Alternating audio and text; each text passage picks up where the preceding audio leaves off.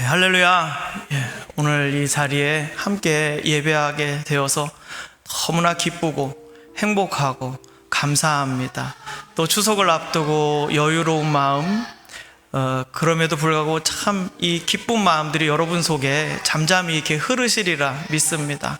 세상이 아무리 복잡하고 두려운 일이 많이 생긴다 할지라도 하나님께서 여러분 안에 계시기 때문에, 하나님이 계시면 그 계신 분 때문에 그로 인한 기쁨이 절대 여러분 잃어버리지 않으실 줄로 믿습니다. 오늘 이 말씀은 바리새인 가말리엘이라는 아주 유대인들 중에서도 최고의 율법학자요, 하나님의 말씀을 가장 많이 연구하고 그 말씀 그대로 살아냈던 최고의 지도자였었습니다. 그 사람이 이 공회에서 사두개인들, 제사장, 성전 제사장들이 이 사도들, 예수님의 제자들의 증언을 듣고 나서 그것을 폐하려고 하고 막아서게 하고 그 예수님의 이름을 전하지 못하도록 막고자 이들을 공회 재판정 앞에 세웠어요. 그런데 이때 이 가말리엘이라는 이 율법 학자가 모든 백성들로부터 아주 존경을 받는 분이었었습니다. 이분이 이야기를 이렇게 쭉 해주는 거예요. 그런데 이 예수님의 제자들이 지금 전하고 증거하고 있는 이 말이 정말 진짠지 가짠지 우리가 좀 조심스럽게, 함부로 판단하지 말고 조심스럽게 접근해보자라고 쭉 한 이야기를 이렇게 무슨 말을 했는지 세세하게 성경책에 다 기록했다는 말이에요. 그렇다면 성경책에 기록되어 있다면 하나님께서 이 가말리엘의 입술을 통해서 분명히 역사하셨고 하나님의 뜻을 비춰 보이셨다라는 것을 우리는 알 수가 있습니다. 그래서 이것을 통해서 하나님께서 어떤 생각들을 가지고 계신지, 또 믿음을 이렇게 찾아 나온 우리들에게, 참으로 믿음을 이렇게 발견하기를 원하는 우리들에게 또 어떻게 말씀 들려주시는지 같이 함께 나누어 보도록 하겠습니다.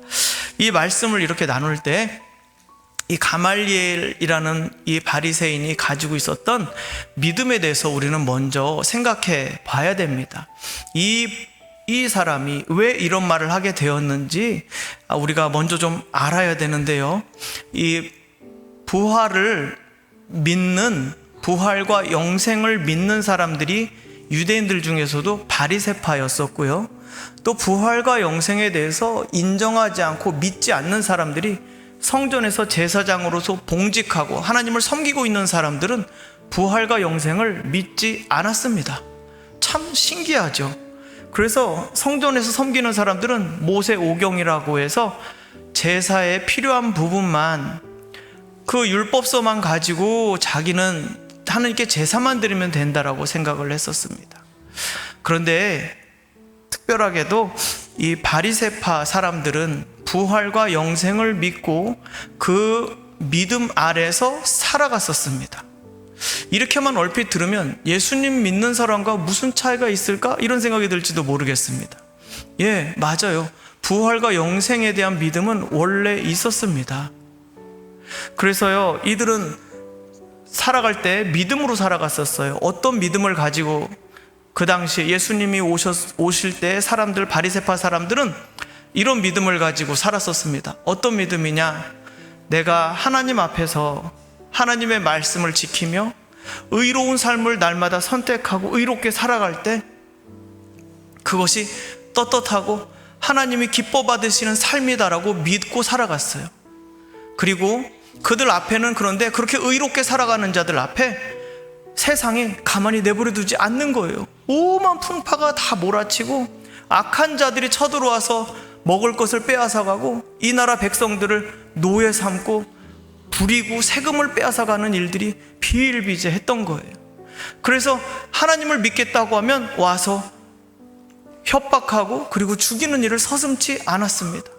그래서 그런 어려움 속에서, 그런 환난과 핍박 속에서 살아갈 때 그럼에도 불구하고 이들이 믿었던 것이 있어요. 누구냐면 생명의 하나님을 믿었어요. 하나님은 생명의 창조주이시다. 그래서 우리가 하나님을 믿고 의롭게 살아갈, 악한 사람들이 아무리 악한 짓을 서슴지 않고 눈 하나 껌뻑 안 하고 정말 눈앞에 지금 우리 벌어지고 있잖아요. 우리 삶 한복판에서도 벌어지고 있잖아요. 뉴스를 지금 도배하고 있지 않습니까? 그런 악한 세상 가운데 살아가면서도 하나님은 생명의 하나님을 믿고 의롭게 살기로 결단하고 살아갔습니다. 자기 삶을 하나님 앞에서 부끄러움 없이 살기를 원했었고요. 그렇게 살아갈 때 하나님께서는 생명의 하나님이시기 때문에 억울하게 죽임을 당한다 할지라도 하나님은 다시 살리실 것이라는 성경의 믿음을 마음속에 품고 살아갔었어요. 그게 바리새파 사람들이 하나님을 믿었던 삶의 방식입니다. 그래서 악한 자들이, 우상 숭배하는 자들이 아무리 설쳐대고 아무리 험한 일을 벌인다 할지라도, 거기에 죽임을 당한다 할지라도 나는 하나님 앞에서 의롭게 살아갈 것이다. 그리고 그 억울한 죽임을 당한다 할지라도 하나님은 생명의 하나님이시기 때문에 마지막 날에 악인들을 모두 심판하시는 그날에 우리 의인들을, 의롭게 살아간 자들을 다시 살려주실 것이다 라는 믿음을 가지고 있었습니다. 참 귀한 믿음이죠. 내가 죽을 수 있지만, 내가 핍박받아 죽지만, 그러나 의로우신 하나님, 생명의 하나님, 영원한 하나님은 나를 죽어가는 이 죽은 나를 다시 살리실 것이며, 다시 살아났다가 그런데 부활했는데 다시 죽으면 안 되잖아요. 그렇죠? 그래서 부활하고 난 다음에는 영원히 하나님과 함께 살아가는 날을 기다렸습니다. 그것을 영생이라고 해요. 영원히 하나님과 함께 살아간다는 것을 믿었습니다. 그래서 악인들은 지금은 당장 큰 소리치고 온 땅을 다 차지하고 온 세상을 다 다스리는 것처럼 살아가지만, 하나님의 마지막 날, 그 심판의 날이 오게 되면 악인들은 바람 앞에 겨와 같이, 이 키질할 때 날리는, 까불어 날아가는, 불려져서 날아가는 겨 껍질처럼 날아가 버릴 것이고, 그리고 하나님 앞에서 의로움을 지켰던 우리들은 그날이 오면 하나님의 영광 가운데 온 땅을 차지하며 이 세상의 주인이 되어 살 것이다. 이런 믿음을, 부활과 영생에 대한 믿음을 가지고 살았었어요. 그게 그들의 삶이었고, 그들의 의로운 삶을 지탱해주는 기둥이었었고, 그것을 기대어서 살아갔었습니다. 여러분, 오늘 우리가 지금 이 시대 2020년도를 살아가는 우리가 갖고 있는 믿음과 어떻습니까? 한번 비교해 보십시오. 내가 가지고 있는 믿음, 내가 바라고 소망하는 믿음과 이들 바리새인들이 가지고 있었던 믿음이 무엇인가? 여러분 한번 비교해 보십시오. 어떤 일이 이루어진다든지, 어떤 상태가 된다든지, 어떤 내가 바라고 원하는 것이 되는 것을 믿음이라고 말하는 것이 조금은 어려워질 겁니다. 진짜 중요한 것은 무엇이냐? 하나님이 누구시고 내 삶이 어떻게 인도함 받느냐가 정말 중요한 것입니다. 그렇게 하나님과의 관계가, 하나님을 철석같이 믿고 의지할 때 그 다음에 베풀어 주시는 은혜의 선물들이 우리가 아마 요즘 기도하고 바라고 있는 것들일 것입니다. 그 전에 정말 중요한 것은 하나님과 올바른 관계에 있느냐, 그리고 하나님이 주실 부활과 영생을 믿고 있느냐, 이 차이입니다. 저와 여러분 모두가 다 이 사실을 마음으로 굳게 믿고 받아들일 수 있게 되기를 바라는 마음으로 오늘 이 말씀을 준비했습니다. 이렇게 하나님 앞에 탁 나와 있을 때 가말리엘은 그 믿음을 가지고 있었던 사람인데, 그 믿음을 가지고 기다리고 기대하고 소망하며 살아왔던 사람인데, 지금 저 갈릴리에서 온 어부들, 물고기 잡던 사람들, 그냥 보잘것없는 그 사람들이 나사렛 예수, 바로 그분, 나사렛에서 온 예수님이 십자가에서 죽으셨으나 부활하셨습니다. 그 마지막 날에 있을 부활, 다시 살아나는 일이 우리 눈앞에서 벌어졌고, 우리는 그것을 보고 증거하는 증인들입니다 라고 막 이렇게 하니까, 가말리엘이 이렇게 볼 때 어떻게 느꼈겠습니까? 이 율법 학자로서 그 나라에 아주 존경받는 최고의 지도자였고, 나중에 사도 바울의 스승이 되는 분이십니다. 굉장한 분이신 거죠. 그러니까 이분이 생각을 할 때 어떻게 생각했겠습니까? 아, 그래, 지금 물론 성경엔 기록 안 되어 있지만 가말리엘 이분의 마음속에 제가 살짝 들어가 본다면, 그래, 우리가 여태까지 우리 조상 때부터 성경에 이렇게 기록되어 있는 대로 하나님이 우리 의로운 자들, 의를 지키며 살아가는 자들을 부활하실 것과 영원한 생명을 주실 것에 대해서 우리는 배워왔고 지금까지 살아왔고 지금까지 제자들을 가르쳐 왔는데, 그 일이 정말 나사렛에서 온 그 예수라는 사람에게서 정말 나타났단 말인가? 우리 믿음으로 바라봤던 그 일들이 정말로 이 현실에서 이루어진 거야? 자기도 확신할 수 없었어요. 그 가말리엘도 믿을 수가 없었어요. 근데 그렇다고 그것을 정면으로 부인하고 반박할 수 없었습니다. 그게 진짜라면 두려워지는 사실이 되는 것이거든요. 그게 정말이라면 그건 하나님이 하시는 일이시거든요.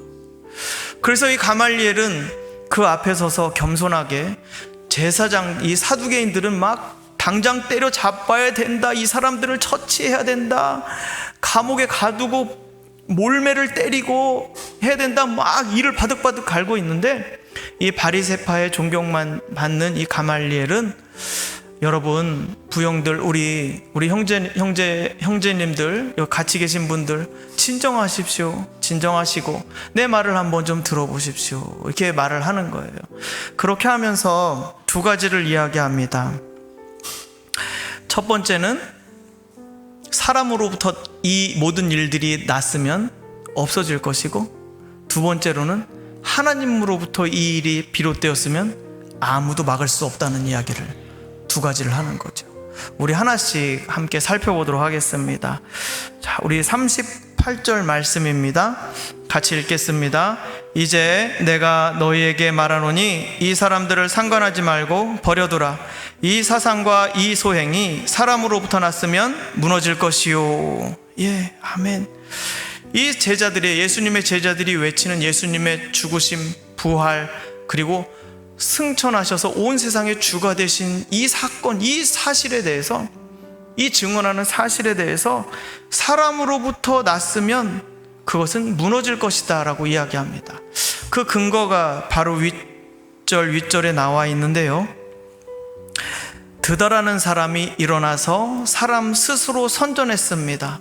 자기를 하나님이 보낸 선지자라고 하고서 요단강을 가르고 건너가게 하겠다고 사람들을 이렇게 거짓말을 했어요. 자기가 제2의 여호수아가 된 것처럼 그렇게 사람들을 선동하고 내가 바로 하나님이 보내신 자요 하고서 막 사람들을 불러일으켰습니다. 그래서 거기 따랐던 사람들이 무려 400명이나 된대요. 알리바바와 40인의 도적도 아니라 400명이나 되는 사람이 그 거짓말에 홀딱 속아 넘어가서 거기에 끌려갔다는 거예요. 사람들이 선동하고 사실을 조작하고 허위로 꾸며내는 거죠. 그 후에 갈릴리의 유다라는 사람이 또 일어났다고 합니다. 성경에는 나오지 않지만 이런 말로 사람들을 선동했다고 해요. 유대인인 당신이 로마에 계속 세금을 바친다면 그런 사람은 모두 겁쟁이다, 나를 따르라 하고서 또 외쳤다고 합니다.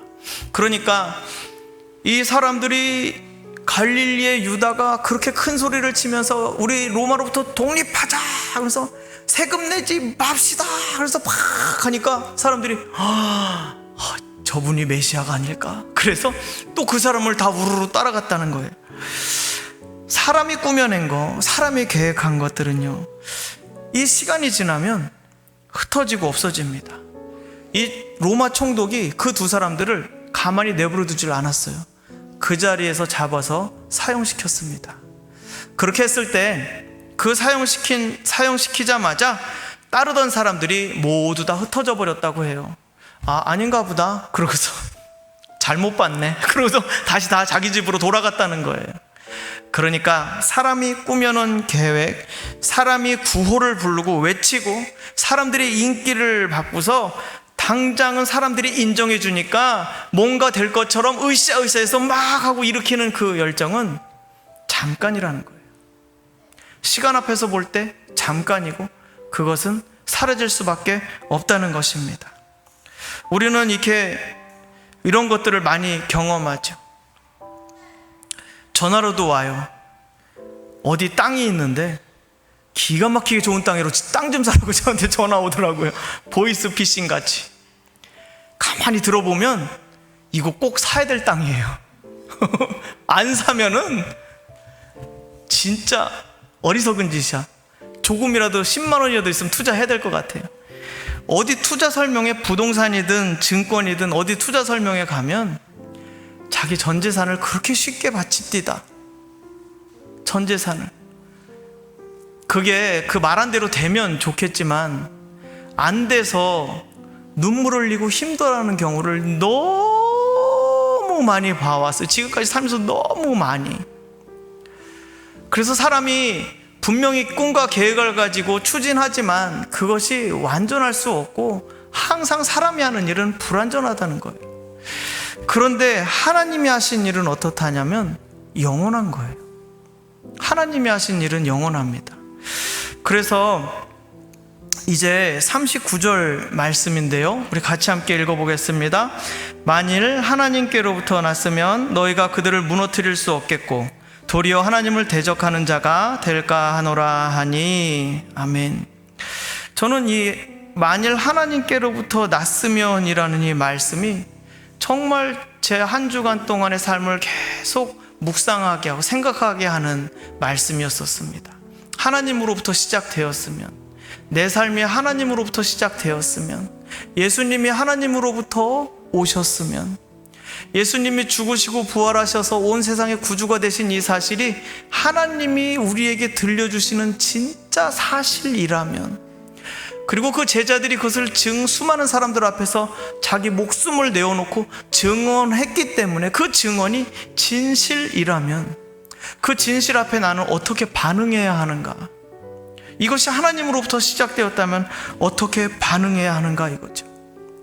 그런데 여기 성경에 보면은 앞에 두 경우는 드다와 유다의 경우는 그 우두머리를 사용했을 때 다른 사람들이 다 흩어져 버렸습니다. 그런데 예수님을 십자가에 못 박아 사용시켰을 때 그 제자들이 흩어졌습니까? 아니죠.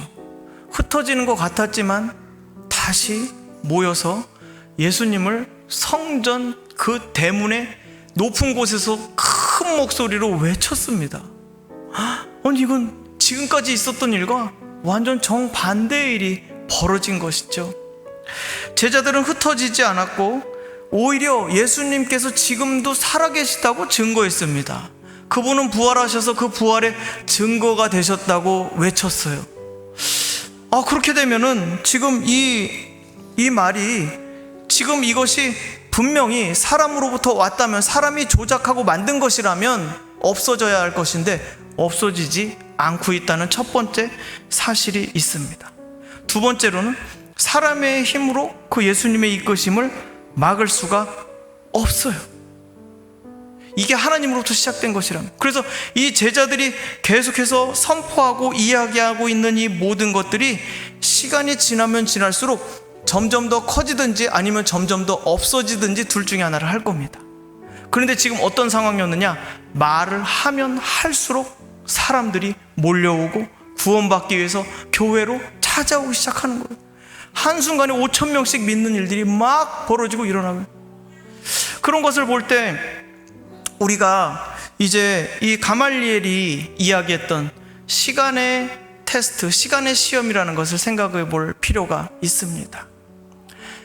하나님의 일은 우리가 하나님의 뜻을 구하고 또 하나님의 뜻인지 아닌지 분명히 확인하고 싶을 때, 내가 처음 예수님을 믿어서 이 예수님을 마음에 받아들이려고 할 때와, 혹은 오래 신앙생활을 했는데 내게 떠오르는 마음들이 정말 하나님이 주신 것인지 아니면 내가 욕심에 이끌려서 이러한 것들을 하고 있는 것인지 혼란스러울 때가 있습니다.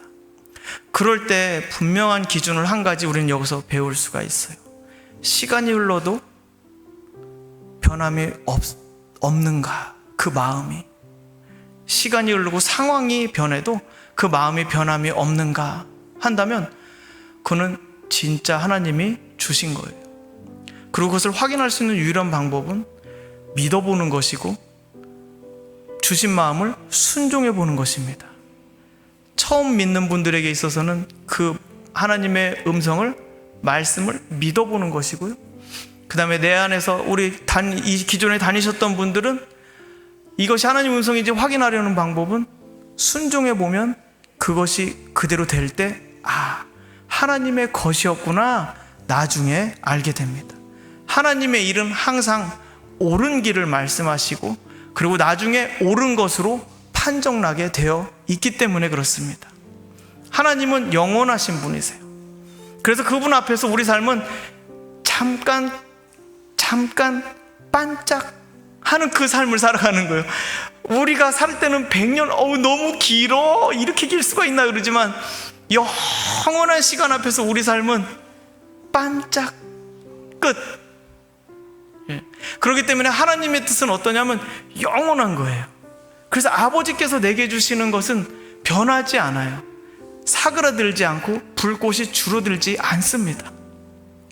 그래서 하나님을 향해서 나아갈 때 이것이 내 마음에서 내 유혹이 되는 것인지 막 이렇게 빨리빨리 급하게 몰아가서 빨리 결정하게 막 만드는 것인지 아니면 정말 영원하신 하나님의 스케일을 따라서 큰 흐름을 따라서 내가 그 안에 잠잠히 머물면서 하나님께서 인도해 주시는 대로 순종하면서 하나님의 뜻을 확인하면서 살아가는 것인지 그 차이점이 생기게 되는 것이겠죠. 그렇게 될 때 하나님의 뜻은요 영원히 견고해서 흔들리지 않고 우리 삶 가운데 변함없이 서 있습니다.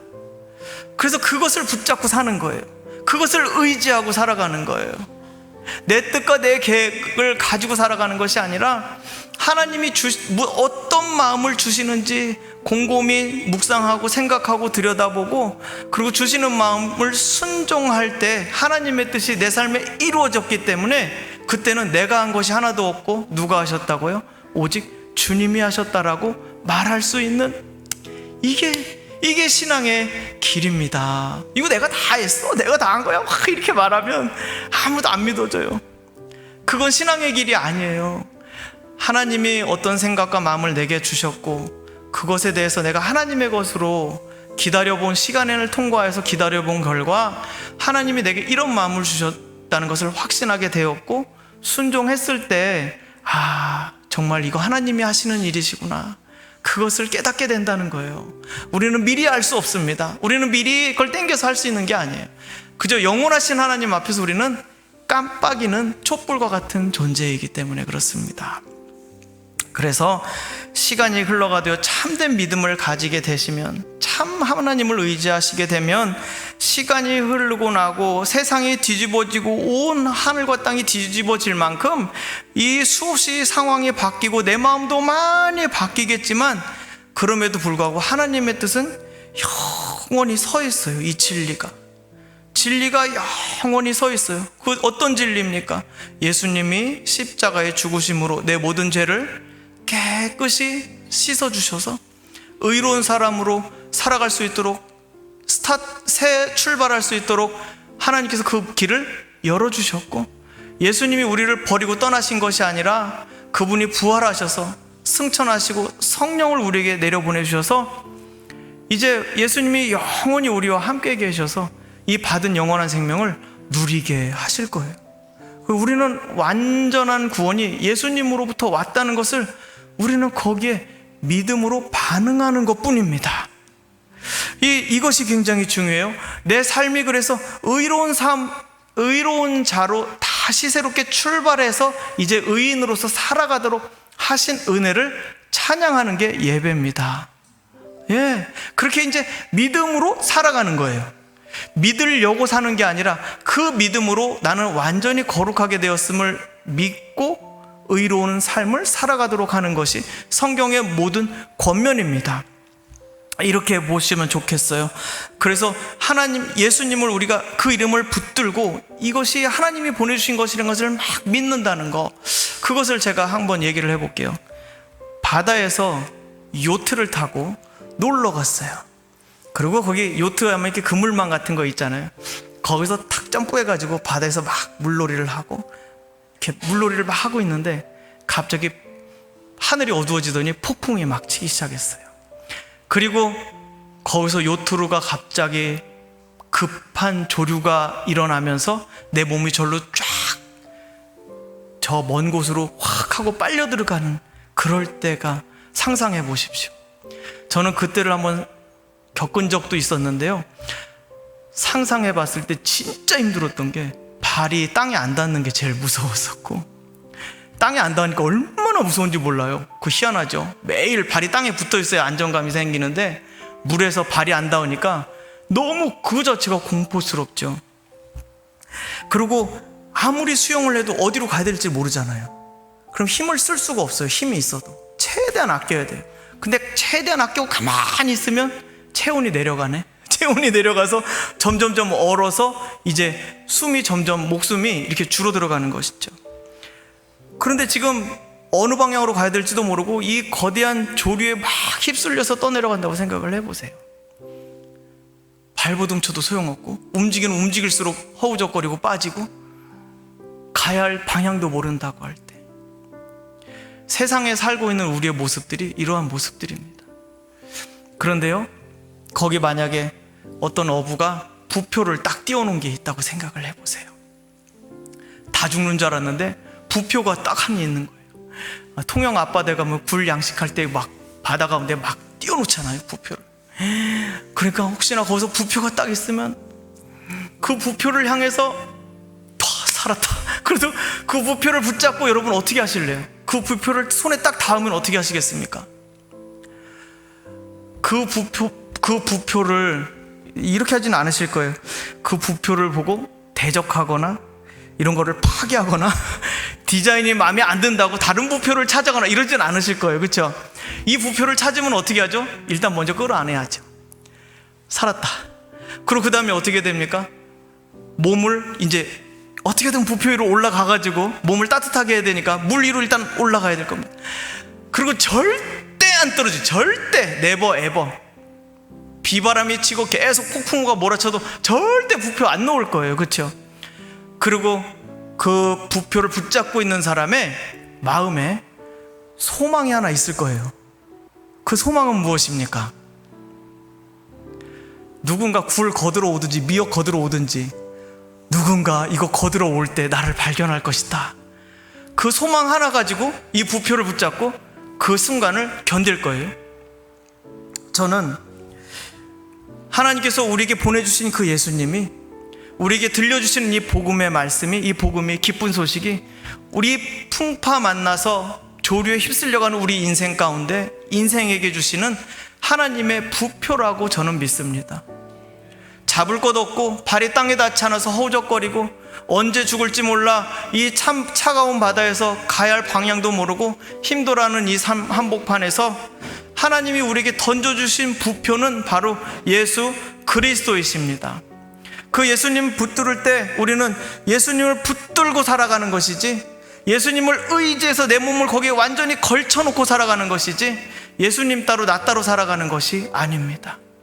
그분께 의지할 때 우리는 이 파도를 이겨낼 수 있습니다.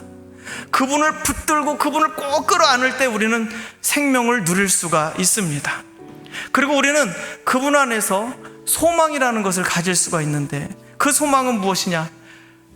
어부가 이 망을 거들어 올 시간을 간절히 기다리는 것처럼 예수님께서 우리를 완전히 구원하시고 이 세상의 모든 악을 멸하시고 이 세상을 다시 새롭게 하실 그 날을 소망하면서 그 부표를 붙들고 살아가는 것이에요. 그래서 이것은 믿음의 삶이고요, 살면서 믿어봐야지 이런 것이 아니라 믿음을 시작한다는 것 자체는 부표를 붙잡는 것이고 거기에 내 몸을 걸쳐 놓는 것이에요.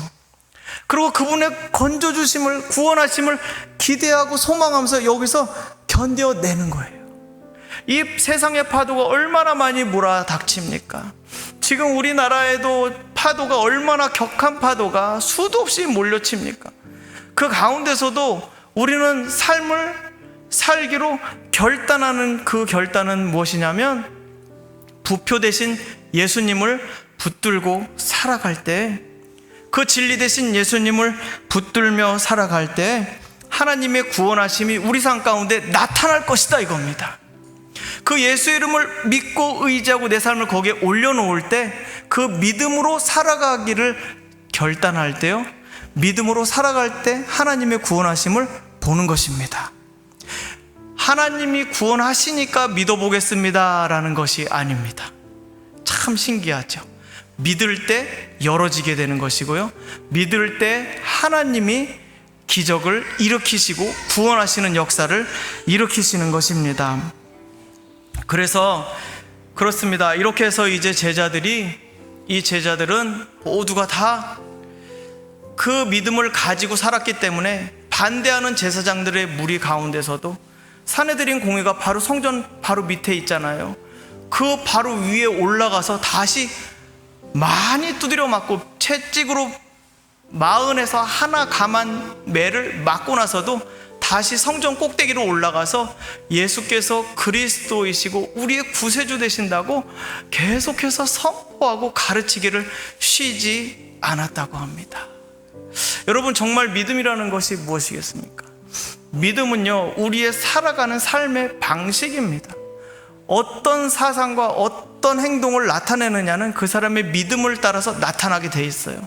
하나님이 예배를 통해서 내 마음을 고쳐주시고 내 삶을 바꾸어 주시고 내 인생을 새롭게 하시리라는 믿음을 가졌기 때문에 이 자리에 나오는 거예요.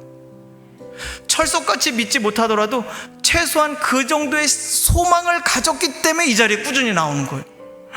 이 코로나에도 불구하고 그런 소망을 가졌기 때문에 나오시는 거예요. 저는 그런 여러분들의 마음을 하나님이 받으시고 하나님이 더 굳게 세워주시리라 믿습니다. 여러분이 가진 그 믿음과 그 소망은 절대 부끄럽지 않게 될 것입니다. 여러분이 가진 그 믿음으로 하나님은 그 믿음을 통해서 그래, 사랑하는 내 아들이고 사랑하는 내 딸이다 말씀하시고 그 삶을 바꾸어 가기 시작하실 거예요. 여기 예배 참석하는 것이 최종 목적이 아니에요, 여러분. 여기에서 하나님의 일하심을 예배하고 찬양하고 내가 믿음을 다시 회복하고 뜨겁게 기도하고 다시 세상에 나가서 믿음으로 살아가려고 하는 거예요. 예전에는 세상이 무서웠어요. 파도가 너무 세게 치니까 너무 무서워서 살아가는 게 하루하루가 끔찍하고 무서웠어요. 그런데 이제 여기에서 하나님을 예배하고 나의 생명 되신 하나님을 굳게 붙들고 다시 힘을 얻어서 나아가서 세상에 나가서 이제는 믿음으로 살아가기는 것을 연습하고 훈련하는 거, 생명 되신 하나님을 붙들고 나아가는 거. 그래서 이제는 내 마음이 무너지지 않고 내가 올바른 일, 의로운 일을 행할 때 우리 안에 오는 떳떳함과 담대함들이 여러분의 삶을 가득 채우게 되실 줄로 믿습니다. 하나님은 여러분의 삶을 그렇게 바꾸어 가실 것입니다. 여러분이 죄책감에 눌리지 않게 하실 거예요. 여러분이 질병에 눌리지 않게 하실 거예요. 악한 자들의 그 모든 소행들을 하나님은 그대로 내버려 두지 않으실 거예요. 하나님이 친히 원수를 갚아주실 것입니다. 어떻게 할 때요? 여러분이 하나님을 예배하고 온전히 신뢰할 때 여러분의 삶은 완전히 그리고 계속해서 바뀌어지게 될 것입니다. 우리 믿음으로 승리하는 한 주간 되시기를 주의 이름으로 축원합니다.